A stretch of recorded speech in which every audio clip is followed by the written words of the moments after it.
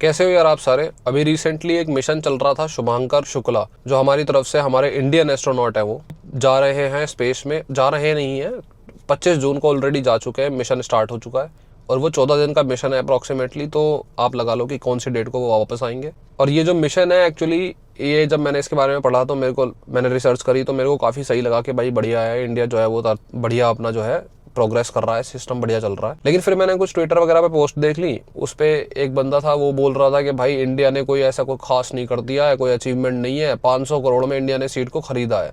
बिल्कुल सही बात है, लेकिन यहाँ पे मेरे को इतना गंदा लगा कि भाई हमारे देश में क्या ही सिस्टम हो चुका है कि इंसान, कुछ लोग ऐसे हैं जो पता नहीं कैसे कॉलोनियल माइंडसेट से आते हैं, कैसे इन्फीरियर माइंडसेट से आते हैं कि इंडिया कुछ भी करेगा तो उनको अच्छा नहीं लगता। उनको गंदा लगता है कि इंडिया ग्रो कैसे कर रहा है, हम तो मतलब ग्रो करना ही नहीं चाहिए। हमारी सोच तो माइंडसेट जो है वो तो हमेशा अंग्रेजों के पीछे रहना चाहिए और जो वाइट स्किन पीपल है उनसे पीछे रहना चाहिए, बहुत ज़्यादा पीछे। उनके दिमाग में बस यही चलता रहता है और वो हमेशा हर चीज़ का क्रिटिसाइज करने का मौका ढूंढते रहते हैं। क्रिटिसाइज करना अपनी जगह पे अच्छा है, उनसे उस चीज़ से हमें फ़ायदा होता है, लेकिन कई बार वो ऐसा हो जाता है कि डिसरेस्पेक्ट करना शुरू कर देते हैं। हमारे ही देश की टांग खींचने वाली जो चीज़ होती है ना हमारे सोसाइटी में, कि टांग खींच रहे हैं, वो वाला काम स्टार्ट हो जाता है। इसीलिए ज़रूरी हो गया कि मैं इस वीडियो को आपको बताऊं कि सही में इस मिशन का क्या ही एक पोटेंशियल है। और जो भी आपने अभी तक न्यूज़ में सुना होगा, पढ़ा होगा, उससे आपको इतनी इन्फॉर्मेशन मिली नहीं होगी जितना मैं आपको बताऊंगा। शायद इन्फॉर्मेशन आपको ज़्यादा मिल जाए, लेकिन जिस तरीके से मैं आपको बताऊंगा ना कनेक्ट करके डॉट्स को, वो शायद आपको पता नहीं चला होगा। और जब आप ये वीडियो देख के खत्म कर लोगे तो आपको रियलाइज होगा कि भाई थोड़ा सा ना बढ़िया सीखने को मिला है, समझदार हुए हैं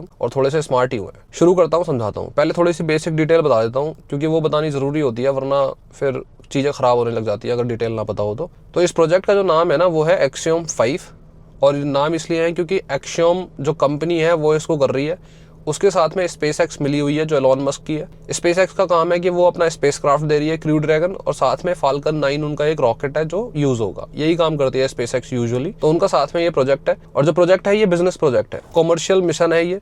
इसमें कोई भी देश, कोई भी ऑर्गेनाइजेशन जो भी अपनी एक सीट खरीदना चाहता है वो खरीद सकता है। तो इंडियन गवर्नमेंट ने 500-550 करोड़ रुपए देके अपनी एक सीट खरीदी है और ये बहुत ही बढ़िया स्टेप है। और जब मैं इंडियन गवर्नमेंट कह रहा हूँ ना तो यार मैं मोदी गवर्नमेंट कह रहा हूँ, लेकिन मैं बीजेपी की बात नहीं कर रहा। यहाँ पे अगर कांग्रेस या कोई भी गवर्नमेंट होती ना तो वो ये करती। अगर वो देश हित में सोचेगी, देश के लिए बढ़िया करेगी, तो ये जो प्रोजेक्ट है ये देश का प्रोजेक्ट है, किसी पार्टी का प्रोजेक्ट नहीं होता है। हर प्राइम मिनिस्टर अपने टाइम पे आके अपना कॉन्ट्रीब्यूशन देता है, अब वो कोई सी भी पार्टी से हो उससे फर्क नहीं पड़ता। खैर मैं अब शुरू करता हूँ, मैंने बेसिक डिटेल्स आपको बता दी। पहली चीज तो ये है कि ये मिशन हमारे लिए बहुत ज्यादा इंपॉर्टेंट क्यों है। इसका पहला आंसर ये है, हालांकि दूसरा आंसर इसका ज्यादा इंपॉर्टेंट है, लेकिन पहला आंसर बता देता हूं मैं आपको कि इसरो जो है वो प्लान कर रही है गगनयान। गगनयान मतलब कि हम खुद का अपना जो है एक मिशन करेंगे और उस मिशन पे खुद का इंसान भी होगा, मतलब एक इंडियन बैठा होगा। इंडियन एक हो सकता है, ज्यादा भी हो सकते हैं, और इंडियंस होंगे। कहने का मतलब ये है इंडियन एस्ट्रोनॉट। पहला ये मिशन होगा जहां इंडिया ये पार्टिसिपेट कर रहा है। 2025-2026 तक ये पूरी प्लानिंग करी हुई है इसरो ने, मेहनत कर रही है इसरो। और पहले वो भेजेंगे सिंपल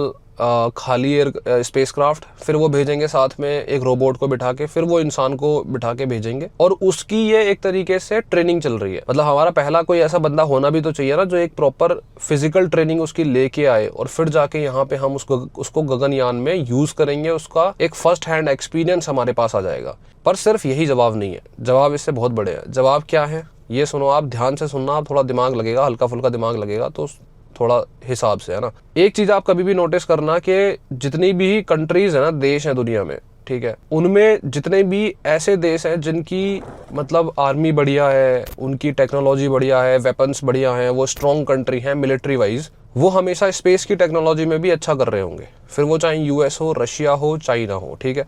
रशिया भी स्पेस की टेक्नोलॉजी में और दोनों डिफेंस में, दोनों में ही तगड़ा है। हालांकि रशिया की इकोनॉमी इतनी बड़ी नहीं है, फिर भी इसका एक रीजन है, क्योंकि स्पेस और मिलिट्री ये दोनों एक साथ जुड़े हुए हैं, इनकी टेक्नोलॉजी एक साथ जुड़ी हुई है। अब इसको समझना आप कैसे, इसको मैं आपको एक एग्जांपल के तौर पे बताता हूँ। जब एक स्पेसक्राफ्ट को उड़ाया जाता है, भेजा जाता है स्पेस में, तो उसमें ना जीपीएस सिस्टम यूज नहीं होता। ये मैं सिर्फ एक एग्जांपल बता रहा हूँ आपको, उसमें जीपीएस सिस्टम यूज नहीं होता। क्यों नहीं होता? क्योंकि जीपीएस सिस्टम का सीन क्या होता है, जैसे आप गाड़ी चला रहे हो, है ना, आपकी गाड़ी की लोकेशन वो आपको दिखाता रहता है मैप में। क्यों दिखाता रहता है वो? क्योंकि ऊपर स्पेस में बहुत सारे सैटेलाइट्स हैं जो रेडियो सिग्नल भेज रहे हैं और वो रेडियो सिग्नल आप तक आते हैं और फिर 4 या 4 से ज़्यादा सैटेलाइट्स जो होते हैं वो आपकी लोकेशन को वेरीफाई कर लेते हैं, क्योंकि वो जब रेडियो सिग्नल भेजते हैं तो उस डिस्टेंस को मेजर करते हैं कि भाई इस इंसान की हमारे सैटेलाइट से इतनी डिस्टेंस है, हमारे 4-5 सैटेलाइट से इतनी डिस्टेंस है, तो इसका मतलब ये कहाँ पे है एग्जैक्टली। और वो उसको वेरीफाई करने के बाद में एक कैलकुलेशन होती है और कैलकुलेशन के बाद में पता चलता है कि ये इंसान फलाना जगह पे प्रेजेंट है। ऐसे करके जीपीएस से पता चलता है कि इंसान की लोकेशन क्या है। लेकिन ऑब्वियस सी बात है कि इतना लंबा जो प्रोसेस है जिसमें रेडियो सिग्नल आ रहे हैं 4-5 सैटेलाइट से, उसके बाद में कैलकुलेशन हो रही है, तो ऑब्वियसली आप ये समझ गए होंगे कि इसमें टाइम लगता है। ये इतना क्विक प्रोसेस नहीं है, मतलब क्विक तो है, मतलब सेकंड वाइज सोचोगे, मिनट वाइज सोचोगे तो क्विक है, लेकिन ये माइक्रो सेकंड्स में नहीं जाता। और जब स्पेस क्राफ्ट उड़ाया जाता है, स्पेस क्राफ्ट को यूज करा जाता है, तो आपको कैलकुलेशन चाहिए माइक्रो सेकंड्स की, बहुत ही स्मॉल कैलकुलेशंस चाहिए, क्योंकि आप थोड़ी सी भी गलती नहीं कर सकते भाई। आप कोई हवा में नहीं उड़ रहे हो, आप सीधे स्पेस में जा रहे हो, जहां पे आपको जाके इंटरनेशनल स्पेस स्टेशन पे जाके डॉक करना है, मतलब वहां पे रुकना है। और वहां पे एक माइन्यूट सी भी एरर हो गई ना तो खेल खत्म है, फिर सिस्टम खत्म है। इसीलिए आज के टाइम में जो स्पेस टेक्नोलॉजी है उसमें इस्तेमाल होता है आईएनएस सिस्टम। इसे बोलते हैं इनर्शियल नेविगेशन सिस्टम। अब ये इनर्शियल नेविगेशन सिस्टम क्या है, इसकी फील दे देता हूं मैं आपको। जिन लोगों ने पबजी खेला होगा ना, उनको पता होगा। उसमें एक गायरो होता है, गायरो।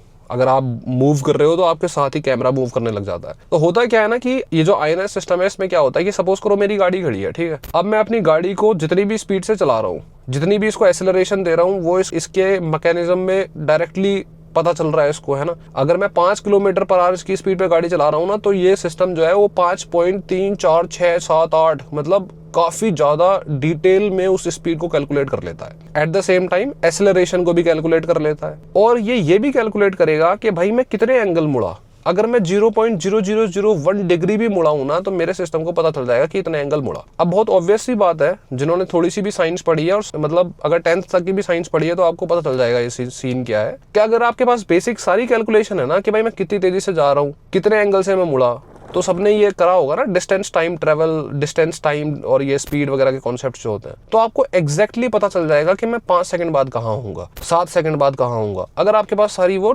टेक्निकल डिटेल्स हैं तो 5 सेकंड 10 सेकंड छोड़ो यार, अगर आप माइक्रो सेकंड्स में बता सकते हो कि मैं कितना शिफ्ट हुआ, अगर आपके पास कैलकुलेशंस हैं। क्योंकि आपको सिर्फ मैथमेटिकल कैलकुलेशंस ही तो करनी है, और आपको किसी रेडियो सिग्नल का वेट भी नहीं करना। तो स्पेस की टेक्नोलॉजी में आईएनएस का इस्तेमाल होता है स्पेस क्राफ्ट की लोकेशन को ढंग से वेरीफाई करने के लिए। ऊपर से रेडियो सिग्नल जो आते हैं वो हर जगह तो पहुंच नहीं सकते, है ना। कई बार तो ऐसा होता है कि जहां पे सैटेलाइट है, जहां से रेडियो सिग्नल आते हैं जीपीएस सिस्टम को चलाने के लिए, उससे भी आगे का मिशन भी करना पड़ जाता है। तो वहां तक तो रेडियो सिग्नल पहुंच भी नहीं रहे, और रेडियो सिग्नल को भेजने का डायरेक्शन भी तो काफी लिमिटेड है ना। हर तरफ तो रेडियो सैटेलाइट्स जो है वो रेडियो सिग्नल नहीं भेज सकते। तो आईएनएस सिस्टम जो आया था वो काफी एकदम से ये मान लो कि आप मॉडर्न टेक्नोलॉजी है। अब आपको यहाँ अंदाजा लग गया होगा कि स्पेस की टेक्नोलॉजीज जो है ना वो डायरेक्टली डिफेंस की टेक्नोलॉजीज है। जैसे रेडियो सिग्नल है, जीपीएस सिस्टम है, अगर आप उसको डिफेंस में इस्तेमाल करोगे तो आपका जो एनिमी कंट्री है, देश है, वो आपके रेडियो सिग्नल को रोक भी सकता है। वो जैमर लगा दे, जैम कर दे रेडियो सिग्नल्स को, तो आपको पता ही नहीं चल पाएगा कहाँ है कहाँ नहीं है भाई। और उसको बहुत सारे तरीके मिल जाएंगे आपके रेडियो सिग्नल्स को रोकने के लिए, है ना, उसको किसी तरीके से खत्म करने के लिए। लेकिन इनर्शियल नेविगेशन सिस्टम जो है वो तो आपका खुद का है ना, उसको तो कोई हाईजैक नहीं कर सकता, कोई उसको हैक भी बहुत इजीली नहीं कर सकता, बहुत ही मुश्किल है, और किसी को पता नहीं चलेगा आप कहाँ हो, सिर्फ आपके अलावा। अब डिफेंस में आप इमेजिन कर पाए होंगे कि भाई कितनी बड़ी इंपॉर्टेंट चीज है ये। चाहे आपकी मिसाइल हो, चाहे आपके ड्रोन्स हो, चाहे आपका एयरक्राफ्ट हो, चाहे आपके सोल्जर्स हो, अगर आप अपने सोल्जर पे आईएनएस सिस्टम लगा देते हो तो आपको अपने सोल्जर की एग्जैक्ट से एग्जैक्ट लोकेशन पता है कि वो कहाँ पे है। सपोज करो वो कहीं पे मिशन करने गया हुआ है, ठीक है, किसी एनिमी टेरिटरी में, और वहां जाके मिशन कर रहा है, तो भाई आपको एग्जैक्ट लोकेशन पता होनी चाहिए ना, बिल्कुल परफेक्टली एग्जैक्ट लोकेशन। और जब हम स्पेस क्राफ्ट की बात करते हैं ना, तो मैंने सिर्फ आईएनएस वाला ये जो नेविगेशन सिस्टम है ना, इसका सिर्फ एक एग्जाम्पल दिया है। अब इसमें क्या होता है स्पेस क्राफ्ट में, वहां पे हीट सेंसर्स, टेम्परेचर सेंसर्स और बहुत सारे ऐसे टेक्निकल डिटेल्स होती हैं जिनको वेरीफाई करा जाता है स्पेस मिशन के दौरान, ताकि हमें पता चल सके कि भाई एस्ट्रोनॉट की बॉडी का टेम्परेचर कितनी तेजी से बढ़ रहा है, एस्ट्रोनॉट की फीलिंग्स क्या हैं, क्या वो सही है, क्या उसकी ऑक्सीजन सप्लाई पूरी हो रही है, क्या हो रहा है क्या नहीं हो रहा है, ये सारी चीजें जरूरत है। एट द सेम टाइम वही सारी चीजें जरूरत होती है डिफेंस के टाइम पे। आपका सोल्जर कहीं मिशन कर रहा है तो आपको पता होना चाहिए ना कि वो अनकॉन्शियस हो गया है, सही है, जिंदा है, अपना बढ़िया अपना हिसाब से काम कर रहा है, शहीद तो नहीं हो गया,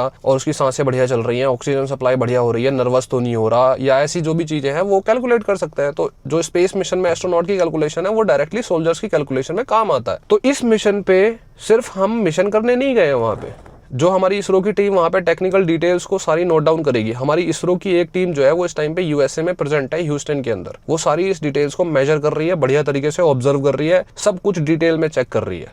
मिशन का हम पार्ट नहीं है, मतलब बिजनेस का हम पार्ट नहीं है, जो बिजनेस मिशन है ना उसका हम पार्ट नहीं है। हमें सिर्फ ऑब्जर्व करनी है सारी चीजें, और वो अपने गगनयान के लिए भी करनी है। एट द सेम टाइम हम इस टाइम पे जो हमारा ये इनर्शियल नेविगेशन सिस्टम है ना, आईएनएस सिस्टम, इसके तहत हम अभी पहुंचे हैं 70 to 80% पे। आईएनएस जो नई टेक्नोलॉजी है ना, काफी इस टाइम पे 6th जनरेशन में चल रही है। यूएसए इसका फुल पोटेंशियल पे इस्तेमाल करता है, रशिया और चाइना। इसके बाद में मुझे नहीं लगता कि और कोई कंट्री जो है वो ढंग से इसका 100% पोटेंशियल पे इस्तेमाल कर रहा है। इंडिया 70-80% पे कर रहा है, और ये जो सारे मिशन है ये उसी का पार्ट है। हम अपने 70-80% को 100% पे लेके जाना चाहते हैं, क्योंकि ये हमारे डिफेंस में भी काम आएगा, स्पेस में भी काम आएगा। इसके बाद में जब भाई मान लो इंडिया के अंदर भी तो कॉन्फ्लिक्ट होते हैं ना भाई, ऐसा थोड़ी ना है कि इंडिया के अंदर कॉन्फ्लिक्ट नहीं होंगे।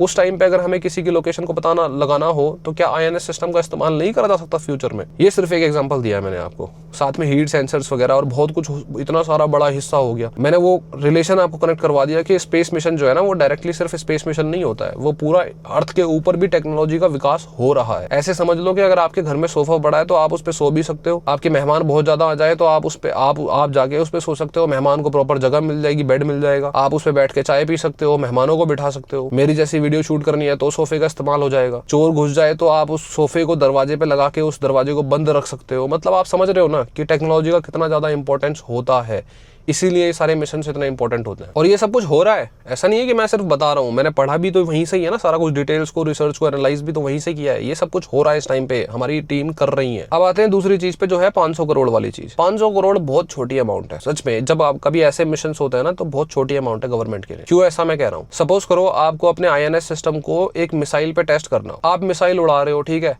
15 मिनट मिसाइल उड़ेगी, फिर वो जाके क्रैश कर जाएगी, ठीक है। दुनिया में शोरगुल्ला भी होगा, सोशली पॉलिटिकली प्रेशर आएगा कि भाई आप मिसाइल क्यों उड़ा रहे हो। 15 मिनट की विंडो मिल रही है, उसमें हमने 500 करोड़ तो मिसाइल के ऊपर पूरा सिस्टम बैठाने के लिए खर्च कर दिए, वो फिर क्रैश कर रही है, तब जाके हमारे आईएनएस सिस्टम की टेस्टिंग हो रही है और बाकी सारी चीजें टेस्टिंग हो रही है। जब स्पेस मिशन होता है तो वो 15 दिन का मिशन है इस टाइम पे, तो हमारे पास 15 दिन सारी चीजें चेक करने के लिए होती है, और कंट्रोल्ड एनवायरनमेंट में होती है, ना कोई प्रेशर डालेगा ना कुछ करेगा। मतलब हम अपनी टेक्नोलॉजी का विकास कर रहे हैं कम पैसों के साथ और कम ज्यादा शोरगुल्ला करे हुए, और सारी चीजें बढ़िया चल रही है अपनी, इसलिए 500 करोड़ एक छोटी अमाउंट है। एट द सेम टाइम जब हम अपनी स्पेस टेक्नोलॉजी का विकास कर रहे हैं तो सबको पता है कि यूएसए को अफोर्ड करना बहुत मुश्किल है। रशिया और चाइना जो है वो थोड़े से कम्युनिस्ट कंट्री है, तो वो हर किसी को अलाउड नहीं करते। डेमोक्रेसी और कैपिटलिज्म के वर्ल्ड में इंडिया ही आता है यूएसए के बाद इन सारी चीजों में। यूएसए है महंगा कंट्री, बहुत महंगा कंट्री है। आपको पता ही है यार, इसरो के मिशन जो है वो बॉलीवुड की फिल्म से सस्ते होते हैं। कल को अगर किसी और कंट्री को, छोटे कंट्री को, जो इतना बड़ा कंट्री नहीं है लेकिन बहुत छोटा भी नहीं है ना, उसको कोई मिशन करना हो, उसको कुछ चाहिए हो, वो हमारे पास आएगा। अब हम उसकी सर्विसेज करेंगे, हम पैसे कमाएंगे। तो जो 500 करोड़ है इसको हम 1500 करोड़ में कब कन्वर्ट कर देंगे पता भी नहीं चलेगा, हमारा रेवेन्यू और बढ़ेगा। तो ये बिजनेस ही तो है, ये सारा कैपिटलिज्म का वर्ल्ड है जिसको समझना बहुत जरूरी है। ये 500 करोड़ खर्च नहीं है, ये इन्वेस्टमेंट है। एट द सेम टाइम एक और चीज बताता हूँ मैं आपको, आज की दुनिया ना दोस्तों की दुनिया नहीं है। कल को तो डोनाल्ड ट्रंप जो है वो भाई जो है एक कंट्री के दोस्त बन जाते हैं, कल को वो दुश्मन बन जाते हैं। कभी वो चाइना पे टैरिफ डालते हैं, कभी निकाल लेते हैं। आजकल दोस्तों की दुनिया नहीं है। इंपॉर्टेंस ये है कि आपके पास पावर है या नहीं। ये बात आप बहुत आराम से समझते हो कि गाँव में जो पावरफुल बंदा होता है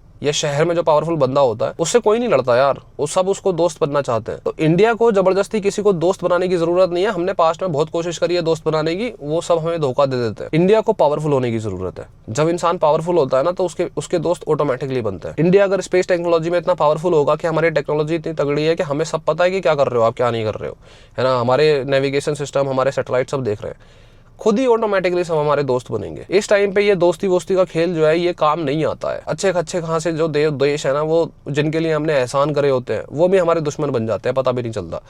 पावरफुल बनने की देर है। पावरफुल बनोगे ना तो सब आपके दोस्त बन जाएंगे। होपफुली आपको बातें समझ में आई होंगी और आप अप्रिशिएट करोगे इसरो के इस मिशन को, इंडिया के इस मिशन को। और भाई देखो, इसमें बीजेपी, कांग्रेस, ये सब बंद कर दो यार अपनी ये सारी चीजें, ठीक है यार। कांग्रेस ने इसरो के विकास किया तभी तो जाके ये मिशन हो रहे हैं ना, तो कांग्रेस की ही कांग्रेस का मिशन मान लो इसको, मत दो क्रेडिट, किसी को मत दो क्रेडिट यार। मैं सही बता रहा हूँ, मेरे को नहीं इतना कोई खास फर्क पड़ता पॉलिटिकल पार्टी से। कुछ पर्टिकुलर अलाइनमेंट होती है जिनका मैटर करता है, बाकी ऐसा कुछ नहीं है। देश के लिए सोचना बहुत ज्यादा जरूरी है। किसी पॉलिटिकल पार्टी को इतना कोई खास सपोर्ट करने की जरूरत नहीं है, देश को सपोर्ट करो। आज के लिए इतना ही था, मिलते हैं।